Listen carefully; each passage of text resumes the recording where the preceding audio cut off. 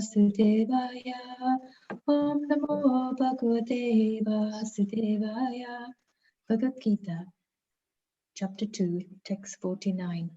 Durena Yavaram Karma Buddhi Yoga Dhananjaya Buddha Sharanam Anvicha Kripana Phalahetabaha. O Dhananjaya, keep all abominable activities far distant by devotional service, and in that consciousness surrender unto the Lord. Those who want to enjoy the fruits of their work are misers. Text 50. Buddhi yukto jahatiha ube shukrata dushkrite tasmad yogaya yujyasva yoga karmasu kaushalam. A man engaged in devotional service rids himself of both good and bad actions even in this life. Thereafter strive for yoga, which is the art of all work. Text 51. Karmacham buddhi yukta hi phalam tyaktva manisinaha janma bandha vinirmukta padam gachanti anamayam. By thus engaging in devotional service to the Lord, great sages or devotees free themselves from the results of work in the material world. In this way, they become free from the cycle of birth and death and attain the state beyond all miseries by going back to Godhead. Text 52. Yada te mahalakil kalilam buddhir vyatitarishyati tata kantasi nirvedam shrotavyasya shutasya cha. When your intelligence has passed out of the dense forest of delusion, you shall become indifferent to all that has been heard and all that is to be heard. Text 53. Shruti viprati pannate yada stasyati nischala samatav achala buddhis tata yogam avapsyasi. When your mind is no longer disturbed by the flowery language of the Vedas, and when it remains fixed in the trance of self-realization, then you will have attained the divine consciousness. Text 54. Arjuna vacha stita pragnasya ka basa samadhi stasya keshava stitati kim prapeseta kim asita vijeta kim. Arjuna said, O Krishna, what are the symptoms of one whose consciousness is thus merged in transcendence? How does he speak, and what is his language? How does he sit, and how does he walk? Text 55. Shri Bhagavan Vacha Prajahati Yada Kaman Sarvan Partha Manokatan Atman Yatyevatmana Tushta Stita Pragnastadojyate. The Supreme Personality of Godhead said, O Partha, when a man gives up all varieties of desire for sense gratification, which arise from mental concoction, and when his mind, thus purified, finds satisfaction in the self alone, then he is said to be in pure transcendental consciousness. Text 56. Dukeshvat Vignapana Sukeshu Vikatashpraha Vitaraga Paya Krodha Sitatir Muniruchyate. One who is not disturbed in mind, even amidst the threefold miseries, or elated when there is happiness, and who is free from attachment, fear, and anger, is called a sage of steady mind. Text 57. Ya sarvatra napi snehas tat prapya subhashubham napi nandati titnatveshti tasya prajna pratishtita. In the material world, one who is unaffected by whatever good or evil he may obtain, neither praising it nor despising it, is firmly fixed in perfect knowledge. 58. Yata samvarte jayam purmodna ganvina sarvashaha indriyani indriyate piyas tasya prajna pratishtita. One who is able to withdraw his senses from sense objects, as the tortoise draws its limbs within the shell, is firmly fixed in perfect consciousness. 59. Vishaya vinivartante niraharasya tehinaha rasavarjam rasopyasya param tishtva nivartate. The embodied soul may be restricted from sense enjoyment, though the taste for sense enjoyment, sense objects remains. But ceasing such engagements by experiencing a higher taste, he is fixed in consciousness. Text 60. Yatato hyapi kaunteya purushasya vipishchitaha indriyani pramatini haranti prasapam manaha. The senses are so strong and impetuous, O Arjuna, that they forcibly carry away the mind, even of a man of discrimination who is endeavoring to control them. Text 61. Tani sarvani samyamya yukta asita matparaha vashehi yasyandriyani tasya prajna pratisthita. One who restrains his senses, keeping them under full control, and fixes his consciousness upon me, is known as a man of steady intelligence. Text 62. Tayayato vishayan pumsa sangasteshu pajatyate sangat sanjayate kama kamat krodho vijayate. While contemplating the objects of the senses, a person develops attachment for them, and from such attachment, lust develops, and from lust, anger arises. Text 63. Krodhat bhavati samoha samohat smriti vipramaha smriti pramshat buddhi nasho buddhi nashat pranashyati. From anger, complete delusion arises, and from delusion, bewilderment of memory. When memory is bewildered, intelligence is lost, and when intelligence is lost, one falls down again into the material pool. Text 64. Ragadvesha vimuktashtu vishayan indriyashcharan atma papasya videyatma prashatam adhikachyate. But a person free from all attachment and aversion and able to control his senses through regulative principles of freedom can obtain the complete mercy of the Lord. Text 65. Prasade sarvadukhanam hanim asyopajayate prasanna chataso yashu buddhir paryavatishtate. For one thus satisfied in Krishna consciousness, the threefold miseries of material existence exist no longer. In such satisfied consciousness, one's intelligence is soon well established. Text 66. Nasti buddhi yuktasya na cha yuktasya bhavana na cha payata shantir ashantasya kuta sukham. One who is not connected with the Supreme in Krishna consciousness can have neither transcendental intelligence nor a steady mind, without which there is no possibility of peace. And how can there be any happiness without peace? Text 67. Indriyanam hi charatam yanmano nividyate tat asya harati pragnam vayurnavam ivambasi. As a strong wind sweeps away a boat on the water, even one of the roaming senses on which the mind focuses can carry away a man's intelligence. Text 68.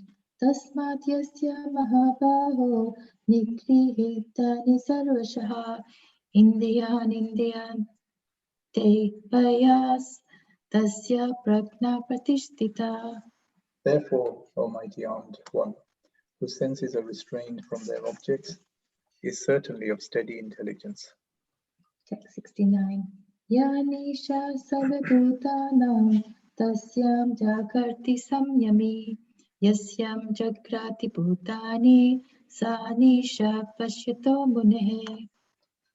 What is night for all beings is the time of awakening for the self-controlled, and the time of awakening for all beings is night for the introspective sage. Text 70. Apuryamanam achala pratitishtam samudramapa pravishanti yadvat tadvat kamayam pravishanti sarve sashantim apnoti nakamakami. A person who is not disturbed by the incessant flow of desires that enter like rivers into the ocean, which is being filled but is always still, can alone achieve peace, and not the man who strives to satisfy such desires. Text 71. Vihaya kamanya sarvan pumam charati nishpushtaha nirmamo nirahankara sashantim adhigacchati. A person who has given up all desires for sense gratification, who lives free from desires, who has given up all sense of proprietorship and is devoid of false ego, he alone can attain real peace. Text 72. Esha brahme sthita partha nenam prapya vimuyati stitvasyam antakalepi brahma nirvanam richati. That is the way of the spiritual and godly life, after attaining which a man is not bewildered. If one is thus situated, even at the hour of death, one can enter into the kingdom of God. Thus end the Bhaktivedanta purports to the second chapter of the Srimad Bhagavad Gita in the matter of its contents. Hare Krishna Prabhuji, Hare Krishna dear devotees, please forgive my mistakes. Hare Krishna, that was really nice. Well done. Jai Shri Mataji and Pramod Prabhu. Hare Krishna. So, where have we now today? Krishna, Krishna. Just bear with me while I find my slides.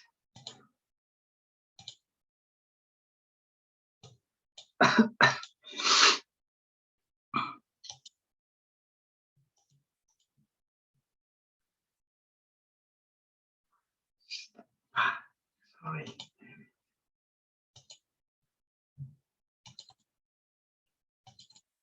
So welcome dear devotee to today's chat session. We continue with reading Bhagavad Gita chapter 2. Contents of the Gita summarized, and we will be discussing text number 50 today. As we normally do, we will start off by reciting the Mangala Charanam prayers. You can also join in via muted mics. Om Jnana Timirandasya Jnananjana Shalakaya Chakshurunmilitam Jena Tasmai Shri Gurave Namaha Sri Chaitanya Manobhistam Stapitam Jena Bhutale Swayam Rupa Kadamayam Dadati Swapadantikam Vandeham Shri Guru Shri Yata Padakamalam Shri Gurun Vaisnavam Sya Shri Rupam Sagrajatam Sahagana Raghunatham Vitam Tam Sajivam Sadvaitam Savadutam Parijana Sahitam Krishna Chaitanya Devam Shri Radha Krishna Padan Sahagana Lalita Shri Vishakam Vitamscha Vanchakalpa Turubhyascha Kripa Sindhu Vyevacha Patitanam Pavanebhyo Vaishnavebhyo Namo Namaha Jai Shri Krishna Chaitanya Prabhu Nityananda Shri Advaita Gadadhara Shrivasadi Gaura Bhaktivinoda Hare Krishna Krishna Krishna Hare Hare Hare Rama Rama Rama Hare Hare Namam Vishnu Padaya Krishna Prishtaya Bhutale Srimate Bhaktivedanta Swaminiti Namine Namaste Saraswati Deve Gauravani Prachadine Nirvishesha Shunyavadi Paschacha Deshatadine Srila Prabhupada Ki Jai.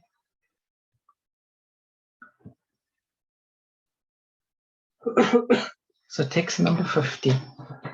Buddhi yokto jahatiha hube sukrita dushkrite tasma yogaya yujyasva yogaha Karmasu Kaushalam. Word for word synonyms. Buddhi Yuktaha. One who is engaged in devotional service. Jahati. Can get rid of. Iha. In this life. Ube. Both. Sukrita. Dushkrite. Good and bad results. Tasmat. Therefore. Yogaya. For the sake of devotional service. Yujya Sva. Be so engaged. Yogaha. Krishna consciousness. Karmasu. In all activities. Kaushalam. Art. Translation by Srila Prabhupada. A man engaged in devotional service rids himself of both good and bad reactions, even in this life. Therefore, strive for yoga, which is the art of all work. Purport. Since time immemorial, each living entity has accumulated the various reactions of his good and bad work. As such, he is continuously ignorant of his real constitutional position. One's ignorance can be removed by the instruction of the Bhagavad Gita, which teaches one to surrender unto Lord Krishna in all respects and become liberated from the chained victimization of action and reaction, birth after birth. Arjuna is therefore advised to act in Krishna consciousness, the purifying process of resultant action. What a beautiful verse in purport. So we're now entering a section of the Bhagavad Gita, starting from today's verse, text number 50, which will run all the way to text number 53. Where in these verses, 50, 51, 52, and 53, these four verses, the Lord is going to explain the 5 benefits of acting in Buddhi Yoga. And Prabhupada translates Buddhi Yoga as devotional service. So we know from our previous study and reading and discussion of this chapter that Arjuna didn't want to fight. And one of the reasons he did not want to fight, because he thought he would incur sinful reactions. And specifically by fighting and killing his grandfather, his teacher, his cousins, his fathers, his family members. That was all going to incur him sin.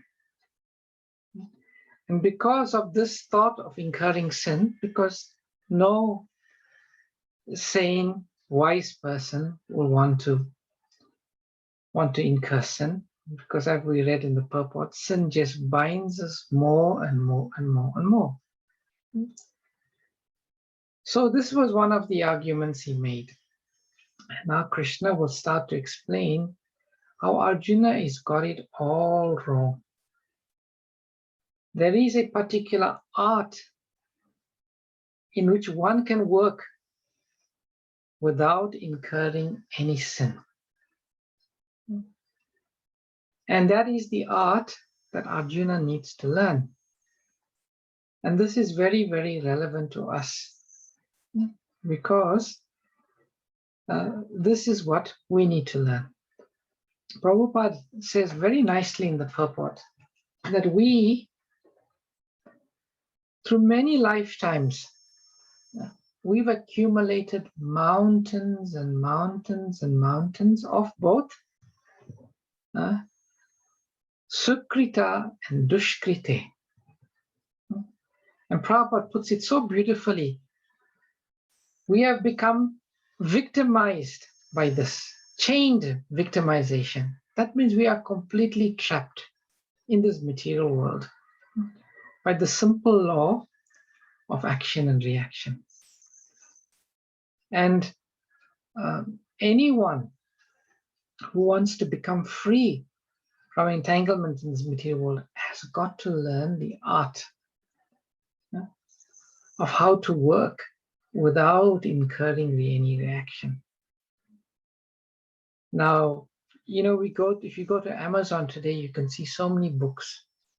The art of loving, the art of painting, the art of gardening, the art of driving, the art of practically everything they say, there's an art. Art means having a particular skill, knowledge, and ability to do something in a very refined way, in a very constructive, progressive, and successful way. So in the same way, the most important art that anyone can learn is the art of work. Actually, if you go to Amazon, you'll see someone has written a book, The Art of Work. But that is written completely from a material perspective. And that does not help us become free of these reactions. Now, most people, when they think of reaction, they think about the reactions of bad activities, sinful activities. But there is also the binding reaction of good activities. Like many people do good activities. They give to the poor, they open hospitals, they give in charity, they do so many things, so open up schools for the good of others. And they know by doing this, they are going to, in return, get some good fruit, good reactions. And they look forward to that. They feel it's a positive thing. But according to Lord Krishna in this verse, even good reactions are very, very detrimental. Why? They still bind us to the material world. So good reaction or bad reaction, they are both very bad. And as long as one is caught up, then there's no question of freedom. But many people, even those who are in the spiritual path, they have no ideas how to become free from reaction. Many people think the most logical way, if every action causes a reaction and every reaction binds me to the material world, then the logical conclusion, let's stop all action. Isn't that? And they say, let's take sannyas. But we know this is not the answer. Why is it not so easy to stop action? Anyone can say?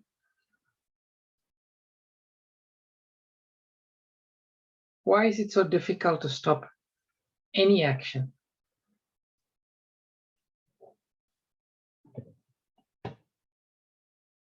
Hare Krishna Prabhuji, my Dandavat pranams to you. Dandavat pranam. I think the nature of the soul is active. Prabhupada says it's agile, the soul is agile, and so our mind is in movement, intelligence. So we can't just sit and not do any action. That's true. That's one good reason. Anyone else? Hare Krishna Prabhuji. Hare Krishna Prabhu Mataji. Prabhuji, is it like, because we are a Nitya Baddha and we are Runanubandh. So for previous karma, we have to perform duties. We can't just be idols. That's also another very good reason. Our previous karmas force us to act in a certain way. And I'll speak a bit more about that. Any other reasons why it's not possible for us to become inactive? Hare Krishna Prabhuji. Hare Krishna. Yeah, even like to say like even heart is doing an action, and if heart stops, then we cannot be here anymore. Yeah. So even though we think that we are not doing action, like mentally or physically, but the body wise, the parts are acting. They cannot stop. Yes, that's very true. So just by nature of having a body, there's action. And not anyone else? Would be, Prabhuji, desire, the material desire, the competitive nature of one's desire. Very good. Yeah. It's also the same similar thing with what Rupa Mataji said, the desire. We have desires and we want to act on those desires. Very good. Anyone else?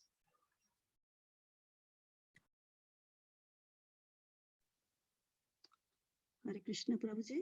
Hare Krishna. Because we are under the modes of material nature, 3 modes, accordingly, I think we have to act. Very And, good. Very good, Kanta Mataji. Thank you. Hare Krishna. Also the 3 modes of nature. According to the modes of nature that we have accumulated, we are forced to act in a certain way. So this proposal about stopping action is not really a feasible proposal. So it seems like we are caught in a vicious cycle here. Srila Rupa Goswami explains, or Padma Purana actually explains, which Rupa Goswami quotes, that there are 2 types of reactions we have. One is called manifest and one is called unmanifest.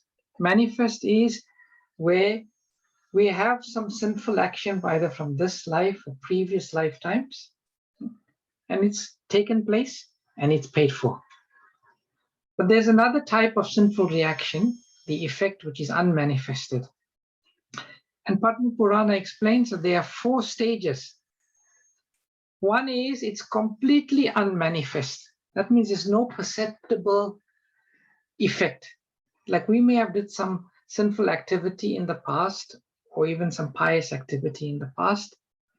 That reaction is stored and there's no perceptible effect of that. Then the second level is kutam. It's the psychological disposition to sin. So when that seed, which is completely unmanifest, starts to fructify, the first thing does, it creates a proclivity towards a certain type of sin. Prabhupada used to tell the story. There was once a thief, and he used to obviously steal and cause so much a problem in the village. But one day he started to really feel bad that he had to stop this stealing habit of his because it was not good for him, and one day it would catch up with him. So he heard that the villagers were going on yatra, and he decided to go with them. So when they went on yatra, there was the program that's going on, and everyone would left their shoes outside. And then he got this strong urge to steal. Not so much here in England, but when you go to India, very often when you go to the mandir, you come back, you look for your shoe, it's gone. No shoe.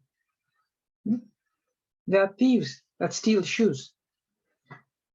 So he started getting the strong urge to steal the people's shoes. But he thinking, this is not good. This is not good. This is not good, he's telling. But he couldn't control himself. But he decided he won't steal. What he'll do, he'll just swap everyone's shoe around. So after the program, everybody came around and looking for their shoes. Where's my shoe? It's not here. And everybody said, my shoe is not here also. Then someone said, oh, there's your shoe there, one there. And there's your shoe, one there. And eventually they found their shoe. And this thief, he went to them and he said, you know what, I'm really sorry for all the pandemonium I caused. I was a thief in my previous life. And this urge to steal was so strong in me, I didn't know what to do. So I just swapped everyone's shoe around. And I'm really sorry. So this proclivity to steal or to sin, it's like almost sometimes it's something we just don't want to do, but it's something like a force that pulls us to do something that we don't want to do. That's kutam. Then there's bijam. That's a more advanced stage of kutam. Now that desire starts to become really, really strong. Really, really strong. And when that desire becomes really strong, then it becomes prarabdha, which means it becomes manifested sin. So it's very difficult because of our sinful activities to give up the sin. So Krishna is telling Arjuna, but there is a way. You got to learn the art of working. And the word used here is kaushalam, which means art, of yoga karmasu, which means how yoga means to connect. How to connect with the Supreme Personality of Godhead through work. And that is the only way that we can become free from the reactions of work. Prabhupada says, a man engaged in devotional service rids himself of both good and bad reaction, even in this life. So this is a very nice proposal, isn't it? Simply engage in devotional service 24 hours a day, and we become free from all entanglements of good and bad work. But many of us know from practical experience, if we are honest, our conditioning is so strong that we cannot engage in devotional service. Now, I think I should clarify what devotional service means. Who can tell me what is their understanding of devotional service or pure devotional service? What are the key ingredients of pure devotional service? Hare Krishna, Prabhuji. Hare Krishna, Supramataji. I think that please Krishna, whatever please Krishna, and if we do that is, I believe, or my understanding is that devotional service. Yes. To please Krishna.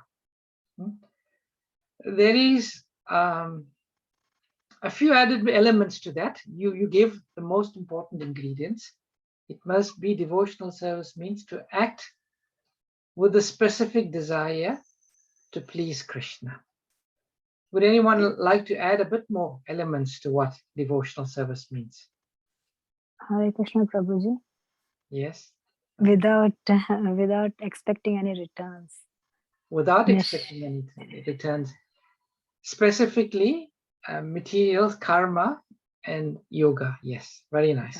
Without expecting any return, to please Krishna, not expect anything in return. Anyone likes to add something else also? Can I add, Prabhuji? Yeah, sure, Kusha Mataji. Yeah, what Mataji just said, like they say devotional service should be unmotivated and uninterrupted. So unmotivated is without having desire for any gain, and uninterrupted, it has to go very steady without any interruptions. Very good.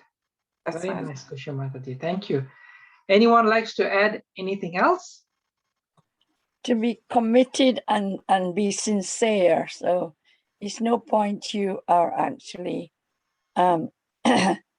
serving and hoping to please Krishna. How do you know he's pleased? You have to be constantly doing it, and then he will be totally pleased then. Yes, So, Mataji. so it's no good giving up in between and get distracted and actually think, oh, I'm doing it and Krishna is not reciprocating, so I'll skip today. Yes.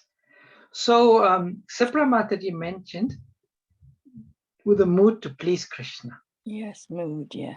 Yeah, to please Krishna. Then was it Kanta Mataji who said that the second ingredients, it should be without any desire for motivation? Mamta Prabhuji. Okay, thank you, Mataji. Mamta. Hare Krishna. And then Kusham Mataji said uninterrupted, unmotivated. And Jolly Mataji, you added the fine ingredient, which is it must be as Krishna desires. Sometimes mood is favorable. Sometimes we don't want anything in return, but it may not be as Krishna desires. Mm. So it has to be as Krishna desires also. And I tell the famous story about this one man. He would have tea every day, but this was not decaffeinated tea, was fully loaded caffeinated tea. And every time before he has his tea, he would put one tulsi leaf there. And he'll offer it. And he was thinking, very nice devotional service I'm doing. But Krishna doesn't want that type of chai. It wasn't as Krishna desired. So all of these ingredients must be there to make it devotional service. But we know, dear devotees, sometimes our heart is there. We want to do all of these things that we've just spoken about, but still we are unable to do that. We still have some inclination to act for our own sense gratification, for our own pleasure. We forget to think about Krishna. The mind goes, we all know, we honestly put our hands up. You know, that's my situation. So one may think, all right, that means I'm not acting in pure devotional service. So surely the reaction and the reaction, action and reaction will be there. So what is my hope? I'm still caught. But Krishna says in the Bhagavad Gita, Sarva dharma parityaja mam ekam sharanam vraja ham tam sabha papebhyo mokshasyami ma suchaha. Just surrender unto me. Abandon all varieties of religion. I will protect you from all sinful reaction. Do not fear. So when one embarks on the path of sadhana bhakti, that's what Krishna sees. Krishna sees that there may be some reaction, but I am going to protect that devotee from this reaction. Why? Because the essential ingredient of surrender is there. And when that essential ingredient of sharanam, surrender, is there, even if there is some reaction, Krishna will protect us from that reaction. That's what Krishna says in the Bhagavad Gita. So Arjuna, Krishna is saying, Arjuna, you do your duty. Even if you fight, you kill or whatever, that is your work. It is the duty of a Kshatriya. And any reactions that come by acting the duty under my order, with the explicit desire that I desire you to fight, then these reactions you don't have to worry about. I'll take care of those reactions. So this is the ultimate art of working.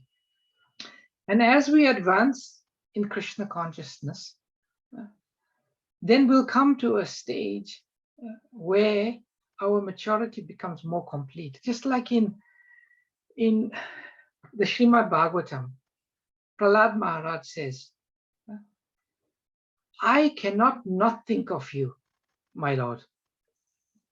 Even if I wanted to not think of you, I can't do it.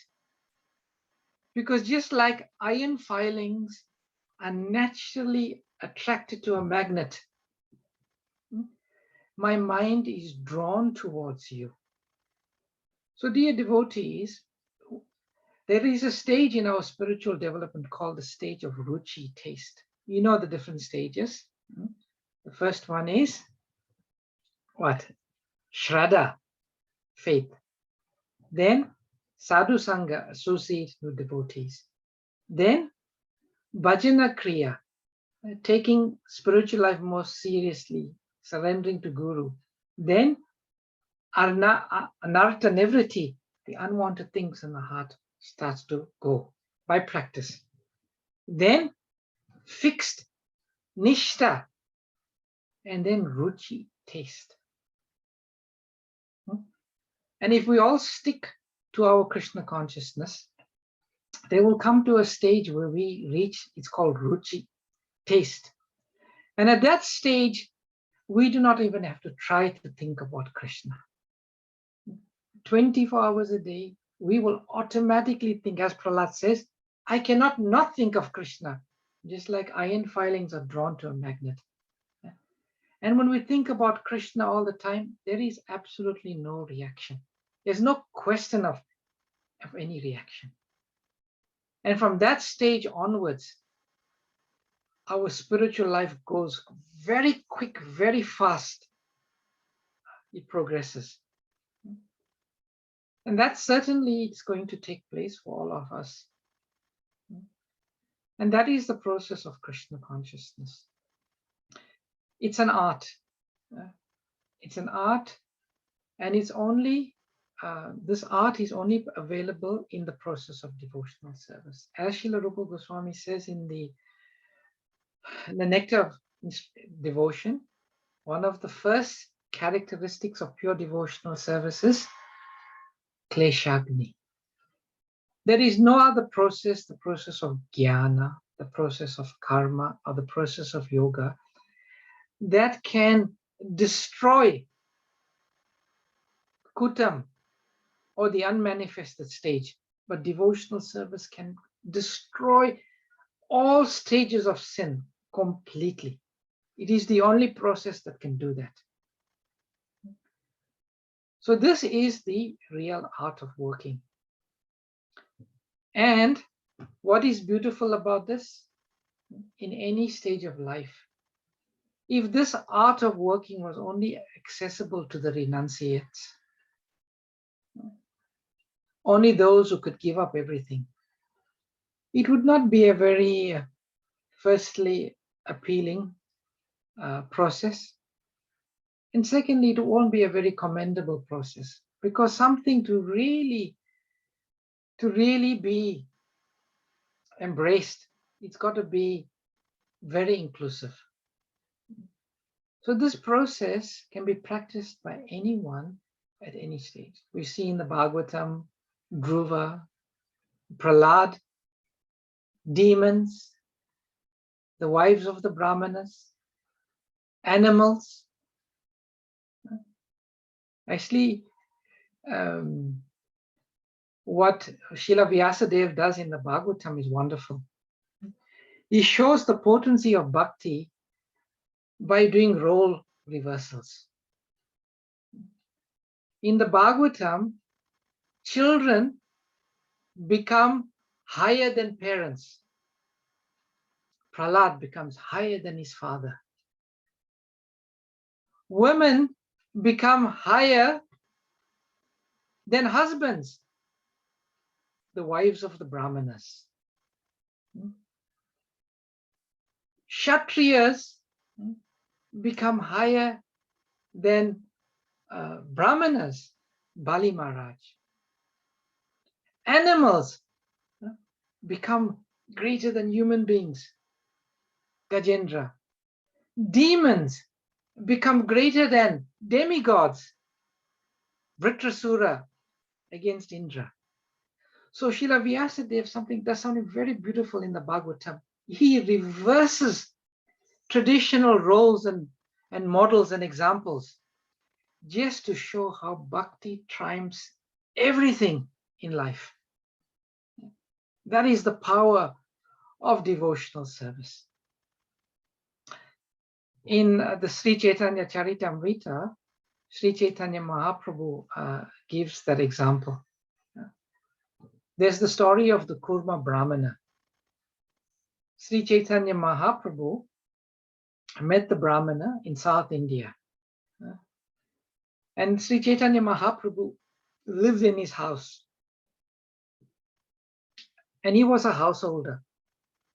So Sri Chaitanya Mahaprabhu at some stage had to leave his house and carry on his journey. And the Brahmani begged Lord Chaitanya Mahaprabhu. He said, "My dear Lord, kindly show me favor and let me go with you. I can no longer tolerate the waves of miseries caused by materialistic life. So he was just seeing his family life as something very, very intolerable. And Sri Chaitanya Mahaprabhu, how did he reply? Okay, come with me. Leave your family. No.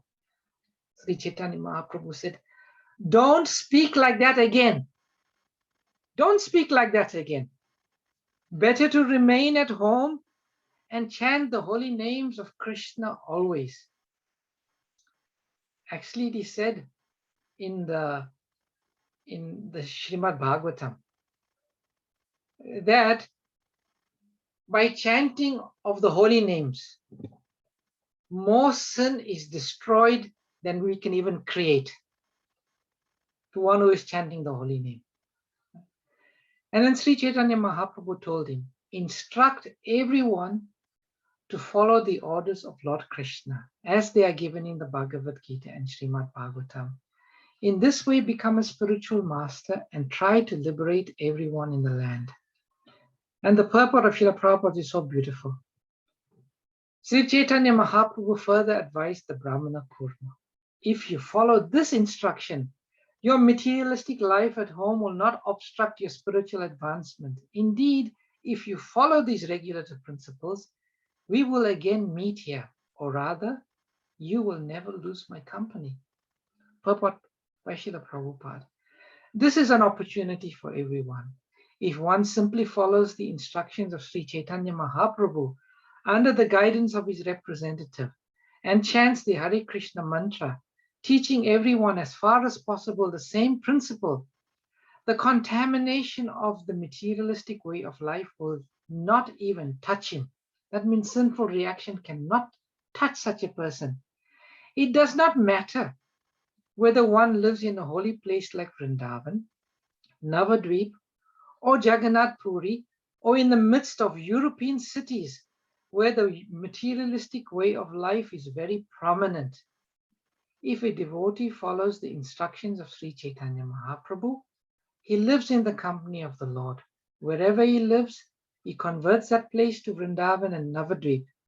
This means that materialism cannot touch him. This is the secret of success for one advancing in Krishna consciousness. So this art of working that the Lord is giving in the Bhagavad Gita, it's so simple, it's so accessible, it's so potent. And this is the only way to become free. And this is the essential instruction to Arjuna. By doing your duty, by fighting as I want you to fight, you'll be completely protected from all sinful reaction. I've gone over time today. I'll stop. Any questions, comments, or reflections?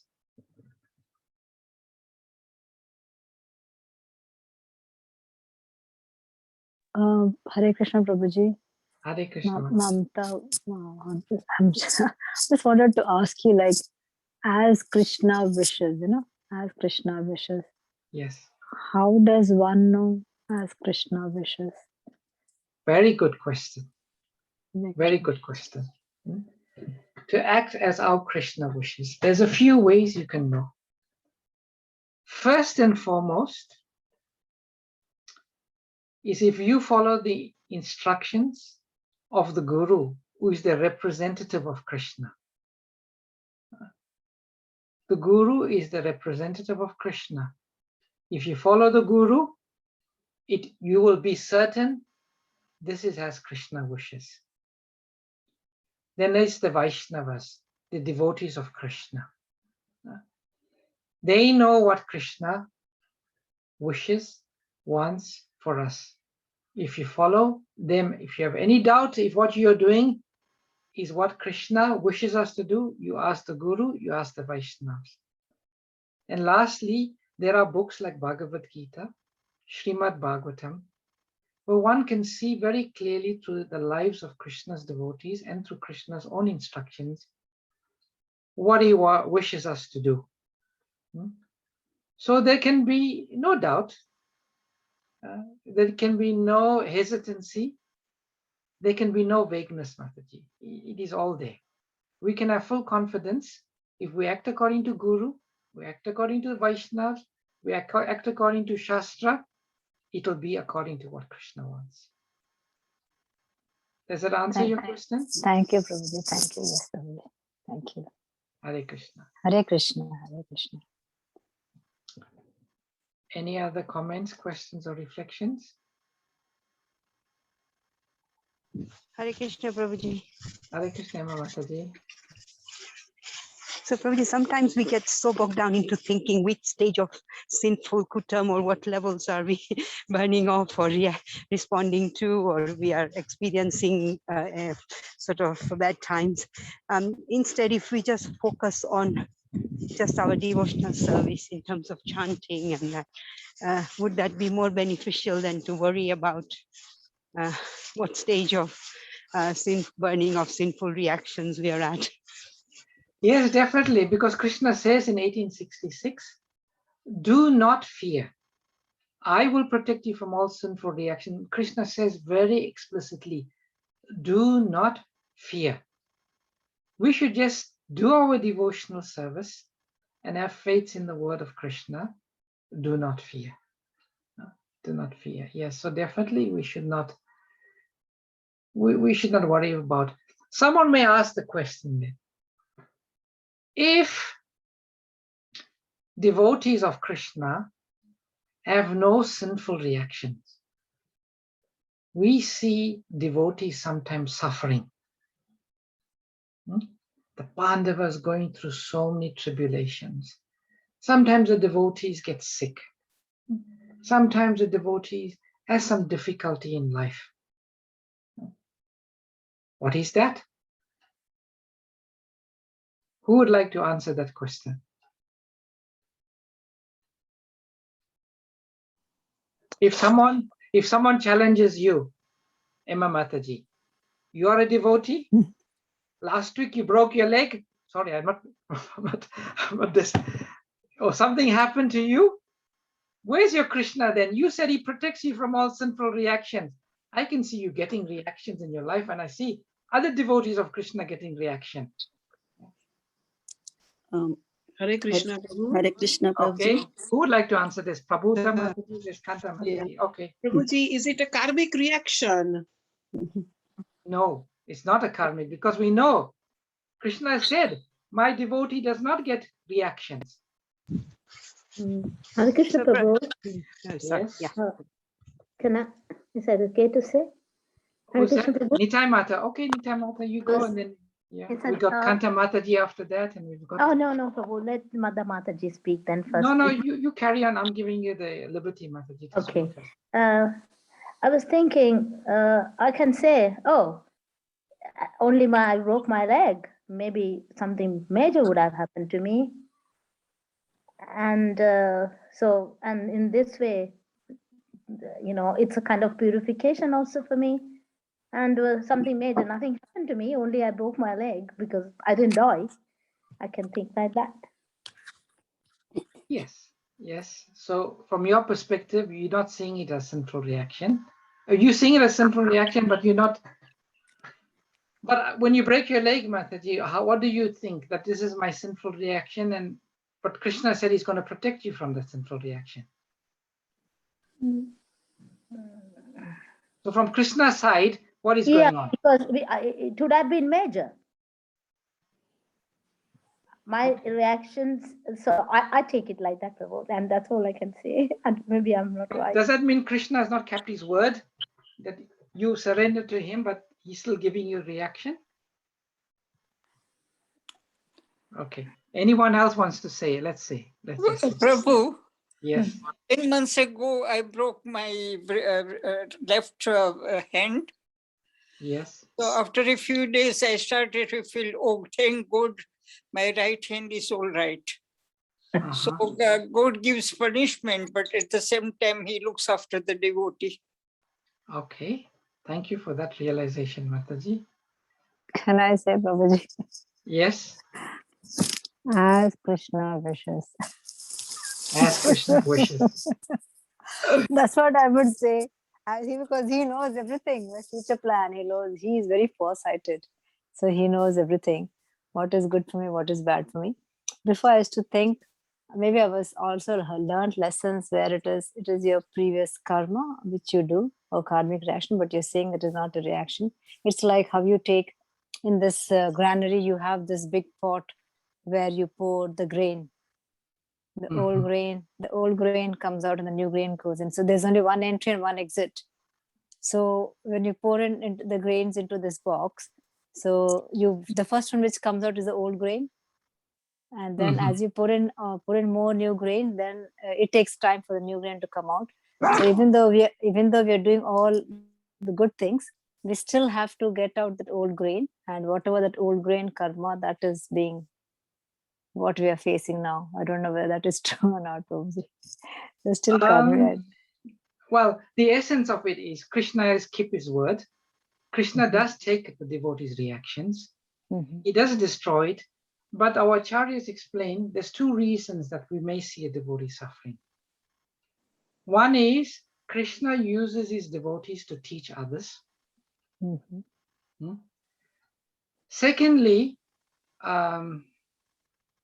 Krishna wants to show the glories of his devotees. Like Haridas Thakur was being whipped. But Sri Chaitanya Mahaprabhu was taking this. And lastly, maybe someone less advanced, Krishna wants to accelerate a devotee's purification. He's very eager for us to come back. So what he wants to do, any unwanted things in the heart, he wants to accelerate its removal. So he uses what is called, sometimes it's called Krishna karma. Krishna may take some of our previous sins and use it in a way not to punish, not to make us suffer, but to purify us very, very quickly. So these are some of the reasons. A devotee, when Krishna actually keeps his word, when he says, I will protect you, do not fear, it's true. He does take those sinful reactions. And when we see devotees suffering, it's not any way like how a materialistic person suffers. It's completely different. That is completely under the control, the direction. And Prabhupada or Vishnava Chakravarti Thakur says, there's one purport in the Bhagavatam, Prabhupada says, it's like love bite. Sometimes lovers, they bite each other and you see a mark on their neck. It's done out of love. Srila Vishnava Chakravarti Thakur says, the suffering of a devotee is like that. It's love bite from Krishna. Wow. Hare Krishna, Prabhuji. Thank you. There's some questions I'll just quickly read. Hare Krishna Dandavat. Thank you for an informative session once again. May I please ask what the term real constitutional position means? Is this our duty to Sri Krishna or more? It's more, Mataji. There's two. There is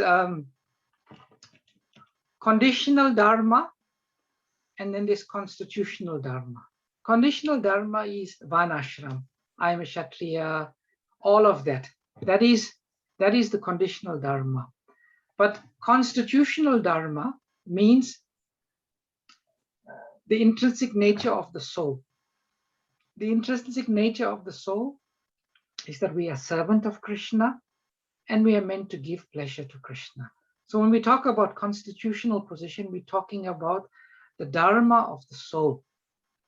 That's what we talk about, conditional dharma. Thank you. Hare Krishna. Next question. Is it that the soul has to learn many things from past lives? We have no control on sufferings. That was just the answer for your previous question. Sorry, Hare Krishna. It's answered, Mataji. Hare Krishna. Yes. Thank you, Hare Krishna. Okay. Okay. Thank you. All right. Thank you. Emma Mataji. Also, this reminds me of Kunti prayers. If suffering brings us closer to Krishna, then suffering is important. Yes, Emma Mataji. Well stated. All right. Hare Krishna, Prabhuji. Hare Krishna, I think what we perceive as bad is not bad, is good. And what is good is good. So it's perception, isn't it? If you perceive pain to be really painful, you dwell on it, it becomes hell. If you perceive it as it's part of life, it's a journey, and the journey is on earth is rough. It's not always smooth. You have smooth bits, but doesn't mean you're going to have smooth all the time. So Yes. it's all how you perceive it. It's like the people who do meditation. They don't feel pain. They just go through this natural form of acceptance. So Yeah. it's all part of. There's a slight difference, Jolly Mataji, between the devotee. The devotee sees everything that Krishna knows what's best for me, and he sees everything as positive light from Krishna. The other people, the non-devotees, although they have perspective, they see everything in perspective, it may lack the ingredient of seeing everything from Krishna. That's the only slight difference, but what you say is true. Hare Krishna. There's a comment here, Hare Krishna Prabhu. So acceleration point is only meant for devotee of completely surrendered. Is that right, Prabhu? As a devotee in process may take reaction in both positive and negative way. Yes, devotee takes reaction in both positive and negative way. Actually, real devotee takes everything in a positive way. Any reversal, good or bad, he takes it positive. And the another question, acceleration only comes to the point of complete surrender. Krishna consciousness is a process of deepening surrender. Yes, Mataji, as our surrender deepens, then our advancement also accelerates. Thank you, Kusha Mataji. Thank you, Chetna Mataji, for your comments. All right, devotees, shall we close today? Or anyone's got any last questions or comments? All right, thank you very much. Parda, Saradi, did you have something? Yeah, the point you mentioned about the devotion by Vyasadeva, like human to animal, king to Brahman. That point is really amazing, Prabhuji. Very nice. Thank you so much. Thank you. Thank you. I mean, we heard about all these things, but we could not realize this connection. And you explained it so nicely. Very nice, Prabhuji. Yeah, Vyasadeva does something amazing in Srimad Bhagavatam. And he achieves it through this process of role reversal, simply to show the power, the potency, the glories of devotional service bhakti. So dear devotees, thank you very much for your attendance. We'll close with the Vaishnava pranams. Let us offer our humble obeisances, our respectful obeisances to all the Vaishnava devotees of the Lord, who are just like desire trees, for they are full of compassion for all the conditioned souls. Vancha kalpa turubhyascha.